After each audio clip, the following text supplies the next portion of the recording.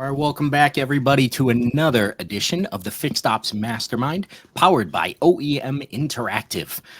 Today, I have a couple of well, we'll call them cyber experts, and in the wake of the CDK attack that affected so many people, thousands of dealerships, and many thousands more people.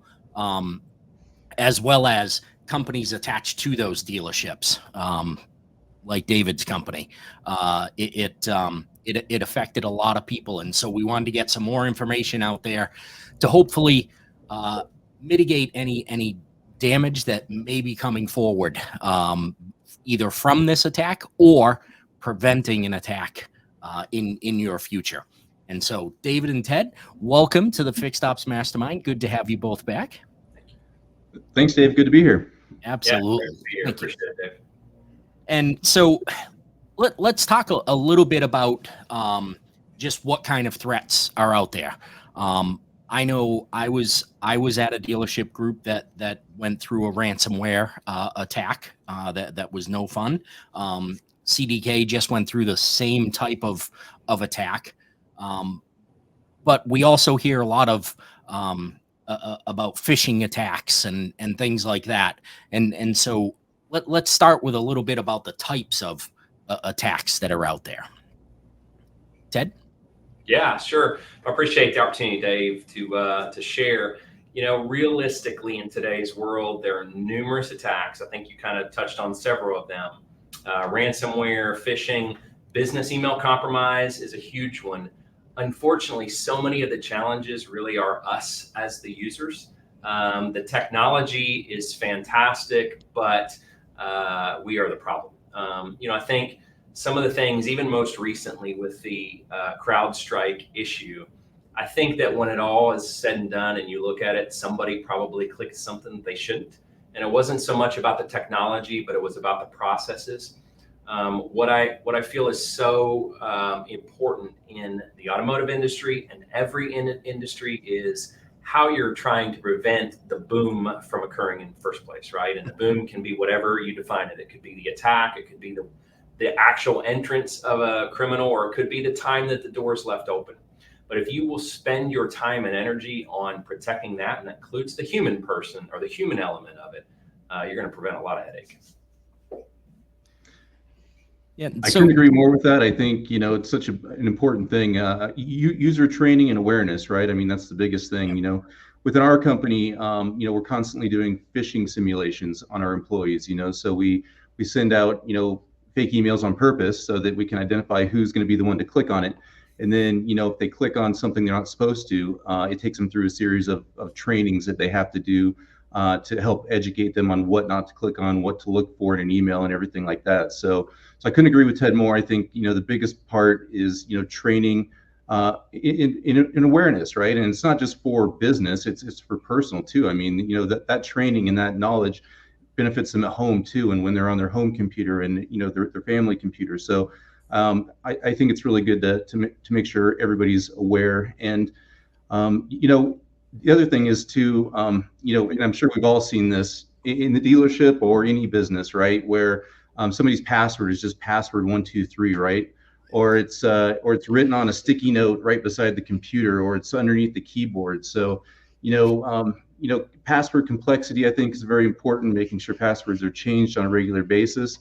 And then that goes along the education part too, making sure your users are educated not to be giving their passwords out to somebody else, or putting it on the bottom of their keyboard or anything like that. So. Yeah, and so you mentioned on the personal side of things. So my phone is through AT&T, which it just came out not that long ago that AT&T had this massive data breach. And I thank them for all the spammers that they gave my phone number to. My phone rings constantly now. And it's always that guy Spam Risk that's calling me. But like I see texts that come through that say, hey, I'm XYZ. I need you to do me a favor and do whatever right away, right? And it's a text Buy some message. gift cards for you, right, or something like that. Yeah, you know, and it's like it's from the CEO of OEM Interactive, and I'm like, okay, I know he would never, never even come this channel to get this done, right? Maybe he would ask me to do what the task was, but he wouldn't come that channel. And so are those phone things, the text messages and things coming through, as dangerous as like the phishing emails that come through? I would say it depends. The answer is probably. You know, you think about that scenario, and we've read some studies that Microsoft says 99.9% of the breaches could be solved with two-factor.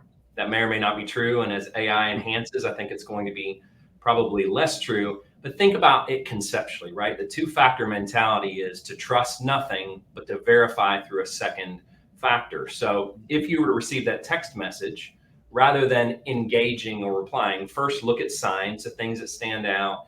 A text message that is not the CEO's from OEM Interactive is step one, things of that nature. But at the end of the day, we're all in a hurry. And so they are preying on us being in a hurry and making mistakes. So if you do get that text message, the best way to do is to call your CEO with the number that you have pre-programmed into your cell phone, or use another way to communicate and say, hey, is this you? Because they're continuing to get better, where these things look so real that you can look at it and say it checks all the boxes. So that extra verification outside of that communication is really, to me, the level of world that we're living in right now. You just can't trust anything anymore. And some of that goes along with, you know, what I train our employees to do, because I get those text messages too. It's like, you know, they get something. Hey, David, I know you're in a meeting, or it'll look like it comes from me, right? And it says, can you run out and get these gift cards for me and then deliver them, or whatever the case may be. And, you know, fortunately, we've done enough education on that to, like you said, I mean, look for, it's not coming from my phone number, right? It's not coming from a Colorado area code, all that kind of stuff. So I think, you know, a lot of it plays into common sense too, right? I mean, on that respect, I mean, if it sounds weird, it's probably weird, right? So Absolutely. Yeah, and like you said, Ted, trust but verify, right? So you know, and that's just go back to if that is the channel that you're normally communicating on, then start another communication to verify that before you do anything with it. You know, but I think it goes back to the old adage of if it seems too good to be true, it probably is. You know, if it seems wrong, it probably is. Right? If it seems like an odd request, then you probably shouldn't do it.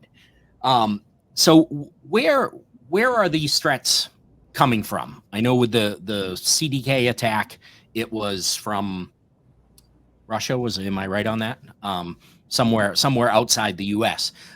So I know these attacks are probably coming from all over the world, but what can we do to help prevent those types of things if they're from all over the world, right? It's not like the FBI is going to go next door and lock somebody up who's, you know, hacking people from his computer.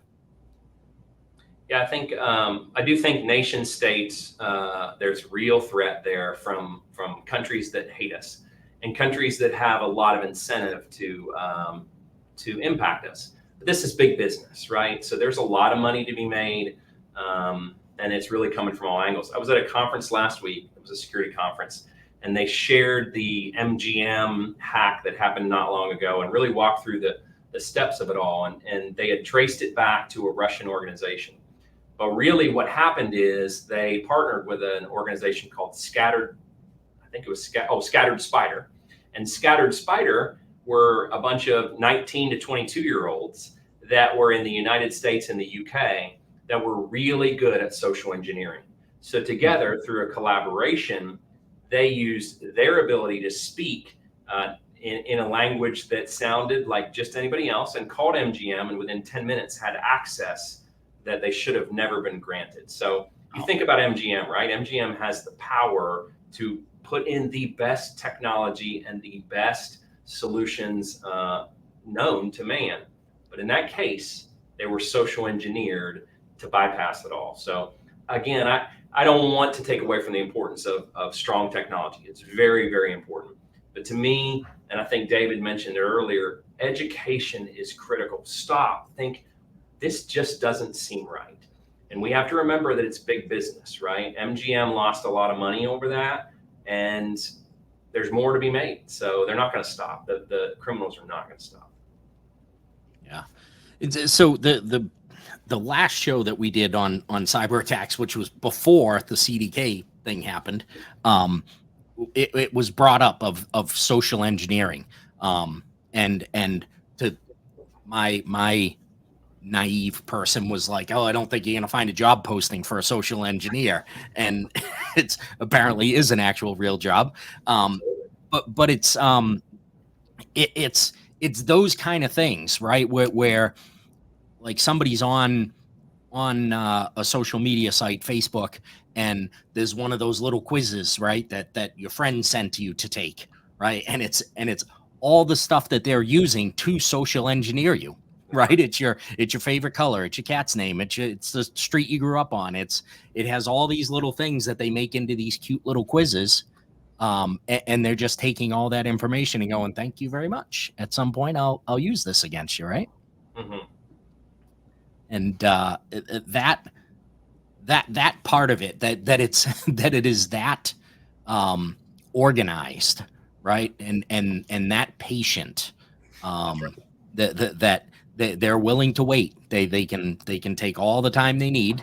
And with the MGM attack, right? Obviously, it affected MGM's business, but it also affected a whole bunch of other people not attached to MGM, even outside of business, right? People trying to just get vacations done and things, right? There's people that probably planned that trip for years that got messed up because of things like that.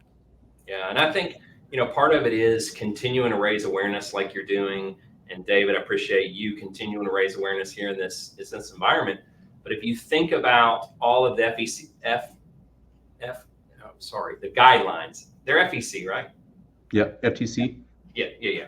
The guidelines came out. Car dealerships were talking about the impact that it would have. But quite honestly, those are really good practices. And putting ourselves in that type of posture is what protects, because it's about layers, right? You want layers to be able to have to work through before they ever get to that crown jewel, whatever it is that's most critical to your business. And so continuing to raise awareness, we all have to acknowledge that it can and likely will happen to us. The days of thinking nobody wants my data, nobody wants my information, they're gone. Yeah. I think that's the biggest thing right there is I think a lot of people have had that mentality, especially prior to the CDK thing. But it is that mentality that it's not going to happen to me, right? That I'm not important enough. Hey, the pin to my phone is 1234. Again, going back to the password policy, password 123, login as me, whatever the case may be. I think that is the mindset that's changing, especially after something is big as this. And then, CrowdStrike followed right behind it is, I think making sure people are aware that it could happen to you, When I think the CrowdStrike instance and even CDK shows the impact that it has on the entire world now. We are so interconnected that one glitch like that, and I heard only 1% of CrowdStrike's base actually got that update. So think about it, if it would have been 5% or 20%, right? Yeah. I was in New York when that happened. And I was walking, going through Macy's, all the monitors were blue screen, going through the airport, everything's blue screen. So, to your point, I guess if that was only 1%, that's a huge impact. Massive. Yeah, that's the first time I've heard that's amazing, considering that took the whole news cycle, right? That's all they talked about was that, and that was only 1% of it. That's frightening, quite frankly. Yeah. David, you talked about passwords a couple of times. I worked at a dealership group. This was not the dealership group that got ransomwared, but their customer Wi-Fi password was 1 through 9. the numbers 1, 2, 3, 4, 5, 6, right, for the customer Wi-Fi. The admin password to get into the system was 9 through 1, going the other way. Super secure. It's scary how much of that stuff is out there, you know? Yeah. So. And Dave, you and I, in a conversation that we had, I can only think of one dealer or group that I worked with that I didn't at some point get the admin password to be able to access way more stuff than I ever should have been able to access. That's another really important thing too. I mean, one, password sharing. So, we've been in business for 30 years plus. So these things just happen over time. But where somebody doesn't know how to set you up a login for whether it be CDK, Reynolds, whatever the platform is. So they say, hey, just use my password to do what you need to do, right? And it's like, well, this has everything. Or you're set up with a password into a portal of some sort, and instead of them taking the time to granularly give you access to only what you need, they just click all the boxes, and then when you log in, you have more of that access than you need. To your point, right? So, I think it's really important that not just in the auto industry, but every industry. I mean, we, again, not to keep belaboring it, but we all just need to pay attention to not giving somebody too much access and not sharing passwords, and whatever the case may be. So yeah, and that the sharing of passwords like that for me, because I was running the store, and there were certain things, and that it was usually something like that, right, where there were things that were coming up where you had to add somebody into something or whatever, and through building a relationship, right, through social engineering, I build enough of a relationship with the admin person that they go, you know what, just take the password so that you can get this done, so you don't have to keep contacting me for this. And that's how I'd end up with a password that I shouldn't have, and access that I didn't need. I don't know enough about computers to give me that kind of access to stuff. First, I went to fortune.com. It's 1% of all Windows devices. So I don't want to be fake news. 1% of Windows devices is what it was. But I talk a lot about cyber hygiene. I want you to think your password as your toothbrush. When's the last time you shared your toothbrush or somebody asked you for it? We need to really get to that point. It needs to be that important. Wow, I like thinking about it that way. You're not going to share toothbrushes, right? I mean, I'm definitely not. Do that. So we need passwords to be the same way. Excellent. I like that. And so I think you guys have kind of covered this, but are these attacks preventable? Do we ever get to the point where it seems like there's more and more and more and more and more of them, right? But do we ever get to the point where we've done enough that that they don't happen? David, you want to field that? Sure. I'll start with it. I mean, I don't know that you're going to get to the point where they're 100% preventable. I mean, I think, like I said, I think education is very important. Keeping your softwares up to date, keeping your firmware on your routers, Windows updates, all that stuff's very important to stay on top of the latest vulnerabilities that could be out there. But I mean, how often are you doing Windows updates? I mean, it's how frequently do new software patches come out? It's there's always a new threat out there that's somebody's going to find a way to exploit. So I think compared with keeping all your systems up to date and everything like that, combined with training, is the best you can get. But and Ted, I don't know if you want to add to that, but I mean, you're more of an expert on that probably than I am. But what's your thought? No, I agree 100%. And I think it's all about the low-hanging fruit, right? You want to make yourself, you just want to take away the easy things, right? Because the criminals, for the most part, are looking for easy targets. There are cases, obviously, where they'll go after somebody maliciously, but if you can eliminate that, you are so far ahead of the game. And that's step one. The others is, cyber insurance is a real important factor. Every business needs to really look hard at that, because at the end of the day, things do happen. Nothing is foolproof. The only thing that's foolproof is to go out in the wilderness and disconnect, be off the grid entirely, and then you're safe, maybe. Then you've got wolves and other things to think about. But in today's world, if you're connected, you're at risk. So you need to have that buffer. You need to have the, oh my gosh, everything was done right. And I think that's important too, right? You need to have some checks and balances on how to prove that you did your due diligence. And I will give cyber insurance companies credit now. They are really starting to begin to enforce what I think they probably should have a decade ago, but they have learned and they are course correcting. So to have that in place, I want to stress the importance of that is a way to protect yourself when something does happen. Right. And so that takes us through segment 1. We'll move into segment 2. Which is what do the cyber attacks affect? But before we do that, it is our quote of the week, and that is brought to you by Parts Edge. If you spend more money on coffee than on IT security, you will be hacked. And that is from Richard Clark. And Ted, you kind of alluded to that, like oh, we don't need to spend money on that. And David, you mentioned keeping the most recent software updates and things. I've been in some dealerships that are they're working on little more than Commodore 64s. So you need to put some money into that to prevent what we saw happen a few weeks ago. And so in thinking about the CDK ransomware attack, obviously we know that it affected CDK in a big way. It affected a bunch of dealers. But what we don't really hear about is all the other collateral damage that happened to all the other businesses like yours, David, that are serving those dealerships, right? Because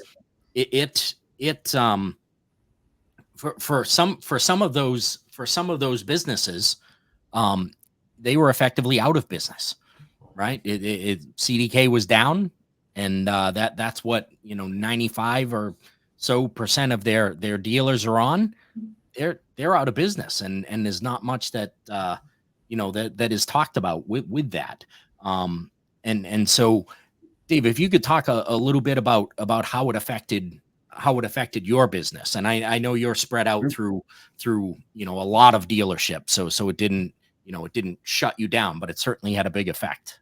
Oh yeah, it definitely had a huge effect on us. About 600 of our clients are on CDK, so you can imagine that's little under half of our dealerships, right?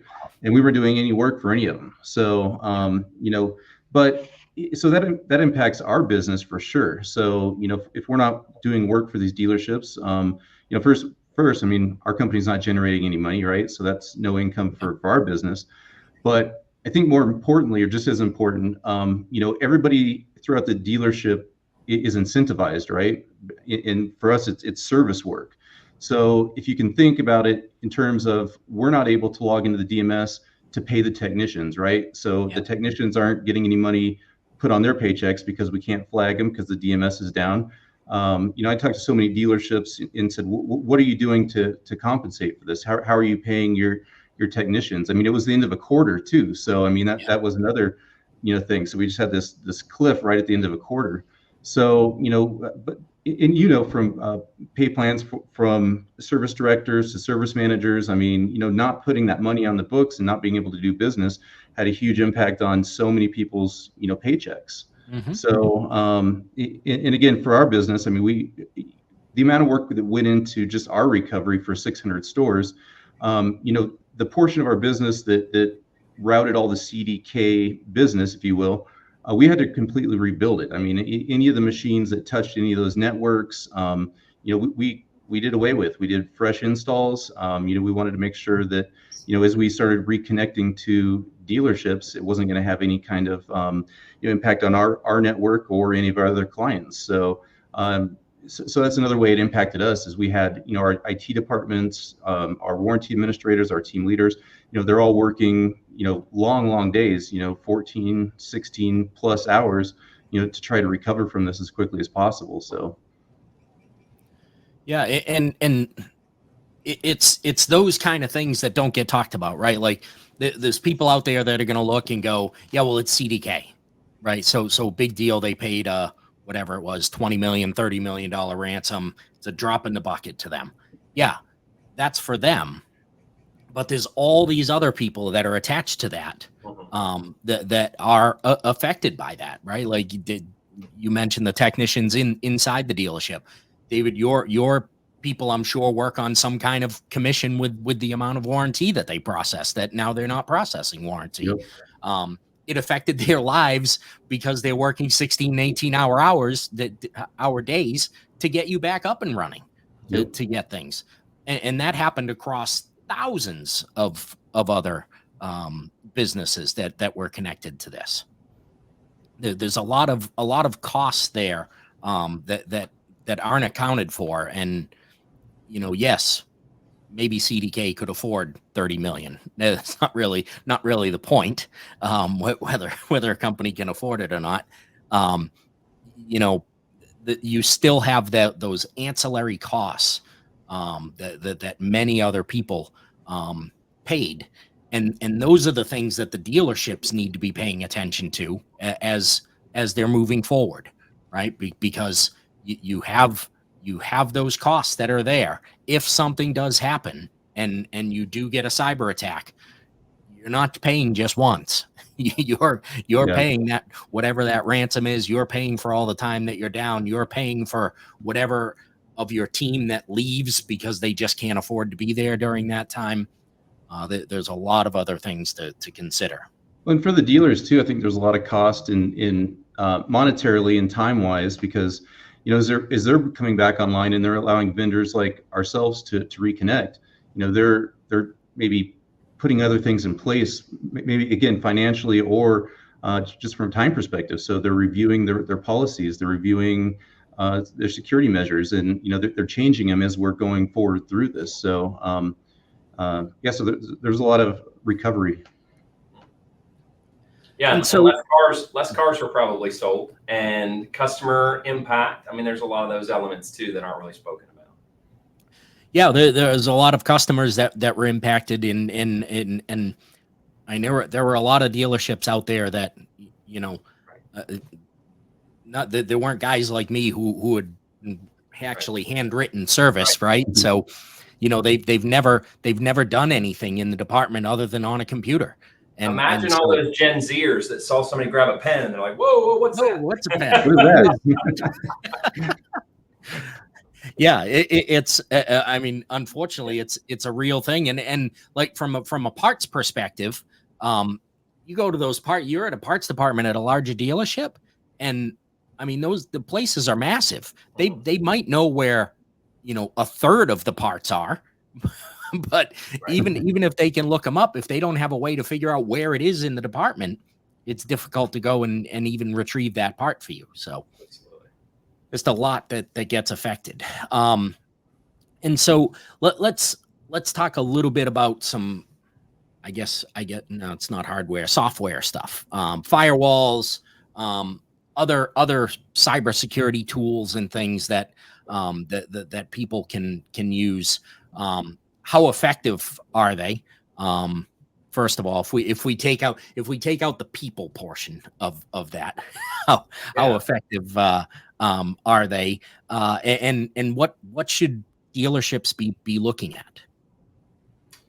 Well, I would say they're highly effective. The people part is really the piece that in some ways I think is probably the least effective, right? So if you think about high-end protection systems that you might put on your home and all of these different layers, if the person turns them all off and lets the criminal in the front door, all of it's irrelevant. And so I think, from a technology perspective, it's about layers. So you're going to put your perimeter, the firewall, you're going to make sure that you have all of your endpoints protected. Well, how do you know that you have all of your endpoints protected? Well, you need to have inventory asset management. You need to understand the entire attack vector. How large is it? What all touches it? Are people using devices that shouldn't be in our environment? And so that is how you start to get ahead of it, is identify all of the attack points and then implement layers of protection, both at the agent level and at the perimeter. But then again, that human element is the last piece, and to really think about, okay, something has gotten through all of these layers. It's gotten through a firewall. It's gotten through an agent. It's gotten through email protection. And it gets down and it looks legit. That's the last piece. But the protection as a whole, if you layer it like that, is fairly reliable as long as you keep it current and patched and updated. And David, you mentioned earlier using VPNs. For those out there that don't know what that is, just a brief explanation of it. You don't have to be too technical about it, but yeah, that's just a way for, from remote location to be able to join the dealership's network. So it's called a virtual private network, and it's just an encrypted, secure way to basically get on the dealership's network so that we can, for our purposes, get to CDK, get to the DMS, whatever the case may be. So that's what allows us to get on their network to access, those tools. When it comes to that, I mean, speaking to Ted's, making sure all your measures are in place and stuff. I mean, there's certain levels of VPN access that can be granted. So, we always like to make sure, our clients are doing like an access control list or something like that, to where when we're getting on their network, we don't just have carte blanche access to everything on their network, right? I don't need to see where all your computers and be able to access them, right? I'm interested in getting to that one IP address. So, there's security measures that a dealership or a network administrator or system administrator can put in place so that when we access their network, we're very secure in what we're accessing when we join. So. Yeah, and I think that, principle of least privileges comes into play, right? So you only need to give as much access as you need to do your job. And every organization needs to analyze that from top to bottom. And unfortunately, the CEOs that think they should have all of the power and all of the authority really shouldn't, because there's no reason to, and we've got the biggest target. So David, just like you as the president, you're sitting there where you need only enough access that you need to do what you need because you've got a target on. Yep. That's an interesting thought, that because it would only make sense to me, right, if you're at the head of the company, that you have all the access. Well, you want it, right? I mean, you own the company, so you should have everything. I mean, naturally you want to, but you're right. I mean, that does paint a bigger target. So, Absolutely. Yep. And so, what steps should a dealership take as soon as they realize that there was some kind of a cyber attack, cyber incident, whatever it should be called? What's the first things that they should be doing? Well, I mean, the first thing I always hear is unplug everything, right? But it's not that easy anymore, right? Who was attacked? In this case, is it a third-party vendor that's attacked, or is it you that's under attack? You've got to identify the point of entry, and then you've got to try to segment it off as quickly as possible. So I jokingly say unplug, but you've got to isolate. And if it's a massive, your entire organization's under attack, you got to get systems offline as quickly as possible and really get a cyber professional involved that can try to determine the point of entry, what the damage is. But you've got to be willing to take your systems offline. And I think in today's world, there is a PR side of it too that's extremely important. People are demanding transparency.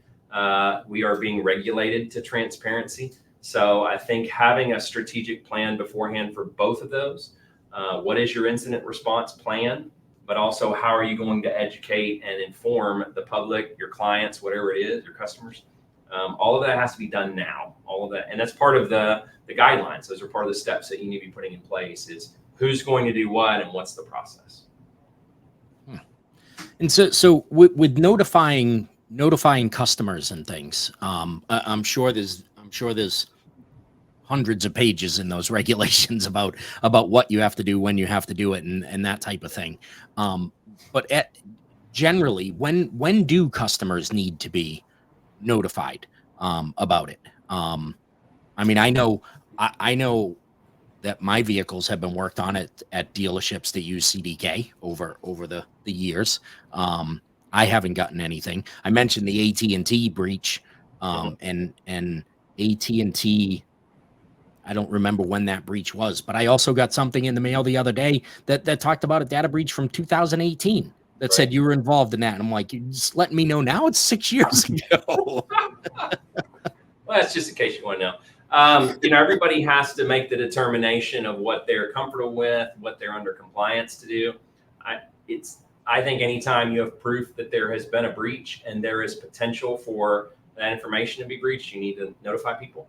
A breach and a possible entry are two different things, and so you have to investigate and identify those. You don't want to shout from the rooftops too quickly, only to find out it was a false alarm or it really was a quickly mitigated issue. But you have to make those predetermined ideas on the front end, so you're not responding. Having that plan is critical. Right, that makes sense. And so, how do we talked a little bit about costs earlier? How does a dealership justify the cost of putting in some advanced cybersecurity measures, and whether that's hiring someone like you, Ted, your company to come in and do things, whether it's actually hiring IT people to work at the dealership, or whether it's just saying, hey, we're going to buy this software package that's going to protect us. How do they measure that against the risks or loss that they could take in a cyber attack? I think it's a cost of doing business in today's world. I think that technology needs to be very high in the amount that you spend compared to revenue. And if you're shorting yourself on that, or you're really trying to cut corners in that, it likely will haunt you. It likely will cost you more in the long run. You have to really think about when, and hopefully you don't, but when I have an attack, how am I going to respond? What costs? What's going to happen if I'm down for a week? How about if I'm down for a month? How about if I lose data? And then you start working your way backwards. You have to determine how much your business can justify being down, for how long, and how much data you could lose. And some organizations might say, I can only be down for 2 hours and I can't lose any data. Guess what? That's going to cost a lot more than if you can be down for a week and maybe lose a couple days worth of data. So again, the layers, ransomware, unfortunately, now you've got ransomware as a service. So they will literally recruit people to be on the sales front for them, essentially. So you've got to be able to restore your data, and the backups have to be segmented so that they can't be encrypted. So that is absolutely important. If you can't recover, that's just bad, right? So that's step one. And then the others are beginning to determine how quickly do you need to know in order to accomplish those objectives. And again, the faster you need to be able to know, the more you're going to have to invest.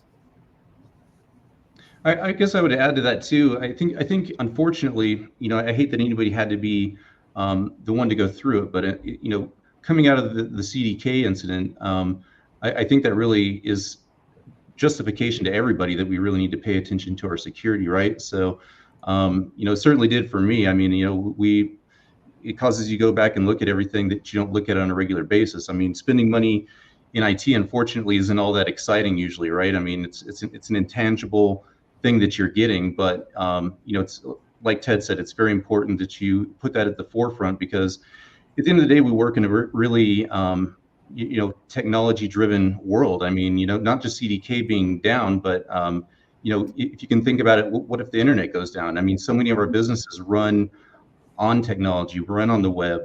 So that's really worth investing in for your business, I think, first and foremost. So. Yeah, and so you're right. Like, the IT stuff is not something, and it's something that's not necessarily seen in things. It's kind of like putting tires on your car. Yeah. Right. Even as a guy in the automotive business, I do not like buying tires for my car. Right. But try and drive your car without tires, and try and run your business without technology. Neither of those work very well for the business that we're all in right now. Great. And so this brings us to our stat of the week. It is brought to you by Petra Automotive Products. A data breach costs $4.45 million on average, and that is from the IBM Cost of Data Breach Report of 2023. That's a pretty large number. It's small consider when you think about some of the ransomware numbers that you've heard kicked out there, but you know, it's not always big fish that they're going after, right? So 4.45 million is a lot of money that they're taking out of the economy.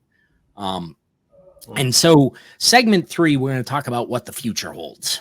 And so let's talk scary future first. What do you guys see becoming more prominent, and whether it's automotive specific or world specific, doesn't matter, as far as cyber threats in the future? AI-based attacks. I think that everything that we've known is about to change. When we had a certified ethical hacker first come on staff, probably 8 years ago, he would talk to me about, you know, a 20 character password will take 18 trillion years to, it's never possible, all this stuff. None of that's true anymore. With AI, everything we've known is gone. And so even a 20 character password, the technology is continuing to advance that even it's not safe. So again, it's about layers. It's about good hygiene. It's about making sure that you are taking care of your passwords and your credentials and layering everything. And it's kind of scary when you think about, but everything that we've known is about to get harder. We are fighting a battle that now with AI has really intensified, because we're using AI for good, but the bad guys are using it for evil. And it's a pretty tough war. Thoughts, David? I would agree with Ted. I mean, it's kind of scary to even think about what the applications could be for, you know, AI in a negative way. But you know, as things evolve, I mean, not just AI, but I think the more complex and the more creative, you know, the bad actors get. I mean, it just, you know, we need to, as businesses, we need to stay on top of, again, going back to the education and the, you know, having everything up to date, backed up. I mean, that's, you know, just be as safe as you can. So. And I think, you know, putting in that proactive mindset for dealerships to run some tabletop exercises. I know that seems like costly. How am I able to do that? I'm too busy. I'm overloaded. Being able to set aside some time, whether you recruit professionals to assist you or whether you just do it, it will pay off tenfold if you really have your ducks in a row in the event of a disaster. Yeah, I mean, coming from when I was at the group that got hacked, which is, this group no longer exists, there was nothing that we did ahead of that to talk about. You know, there was no, there were no, David, you talked about fake phishing emails and things that you do to train your staff and things. There was none of that came through. And if there was any training in the onboarding about cybersecurity, it was little enough that I cannot remember what it was at all. Right. You know, other than some people telling you don't click on links, don't click on links in emails. Right. That was about the height of the security, which from what I understand is how the attack happened. So no, even though they said it, somebody still did it. Right. So, and so what can dealerships do to stay ahead of these emerging threats? And I think one of the obvious things is what I kind of just said was having better training on it. I think training, but you know, unfortunately, my experience in the auto industry is that a lot of the systems are really antiquated, I guess, and not kept up. I mean, you know, when you go into a dealership and you know they're on, you know, Windows 8 or whatever, right? And you know they haven't done any security updates, and you know, I think it's just really important for, you know, no matter if it's a standalone dealership or a dealer group, to look at your systems. And again, it's not a sexy thing to spend money on, but you need to. And you know, unfortunately, you know, it's something you don't really want to look at until something happens to cause you to look at it. But I think this is a really important thing that everybody should look at what they have running. Look at, the latest firmware update on their firewall. Is it from 2000, or is it up to date with the latest no patches? Are you on the latest operating systems from Windows that get all the security updates and that kind of thing? I think it's a huge opportunity. So again, I think the most important thing dealerships can do is take a look at what they're currently doing, what the state of their systems are, and maybe hire a company that can come in and help them do an evaluation. I mean, what you don't know is what you don't know, right? So, so how much danger is there from third parties that are tying in? Like, David, your company ties into dealership systems, right? How much do dealerships need to pay attention to those companies that they're hiring to do a job for them, and how they're tying in, and what their security is? How do they? I think they need to pay a lot of attention to that. I mean, I think we really, as the FTC guidelines came down, our company really focused on making sure we meet all the same compliance guidelines that a dealership has to meet. Because we're joining their system on a daily basis, right? We're working with them at that capacity. So even though we're not a financial institution or considered one like dealerships are, we took the same security measures to make sure that we complied with all those. We have our incident response plans. We've all of our IT security documented. So the shorter answer to your question is, I think that if a dealership is considering doing business with any vendor, including ourselves, do your due diligence. Ask for the information. Ask for proof that you have cybersecurity insurance. We're insured up to, I think, $10 million of cybersecurity insurance. So make sure that your vendor is responsible that way. Make sure that they are taking security measures seriously on their end too. So I think that's very important to pay attention to for dealerships. So retweet. Perfect. Couldn't have said it better. So is it still a tweet now that it's not Twitter? I don't know. Re-X doesn't sound right. Is it a re-X? I'm gonna work on that tomorrow. I'm gonna rename it and make it go viral. You should X Elon, I guess. Maybe he can. That's right. All right, and as we get to a close here, if you had to take 3 things that a dealership should do today, it's 5/19. Yep. Most of them are closing. If tomorrow, 3 things that they have to do tomorrow to better secure themselves, what would those 3 things be? I'll go first. I would say that the CEO needs to ask their IT department to be able to tell them and show them, can they restore from whatever it is that desired point is. Show me you can restore from last night. Show me a patch report, and I need to know that this is up to date and current. And then lastly, show me what we're doing about fish testing or training. And I'm not saying we got that covered. I'm saying a CEO or a president of the dealership needs to say, show me. I'd say Ted and I are speaking the same message here. I mean, basically, evaluate where you're at right now. So whether that's through asking for the reporting and showing you the proof, know where you're at today. Know what your vulnerabilities are, because you can't start fixing them until you know what they are. So I would say that's very important. And then again, just to echo the same thing from Ted, we do very incremental backups. So our critical systems are backed up, I think, every hour. So, we can restore back to, some of our critical applications back to just an hour ago. So I think backups are very important. So, being able to, if something gets compromised, being able to take it down and restore it back from, even if it's a day ago. I mean, most companies can probably lose a half a day or a day's worth of work, but I think that's paramountly important to make sure that you have something to restore back to. So, and then again, just keep echoing training. That's the biggest thing that we're focused on here. I do think that personally, probably phishing is probably the most vulnerable part. I mean, if somebody gets an email and it takes them to a web portal that looks like what they're used to logging into, and they put in their username and password, and all of a sudden, whoops, that's not even the right website.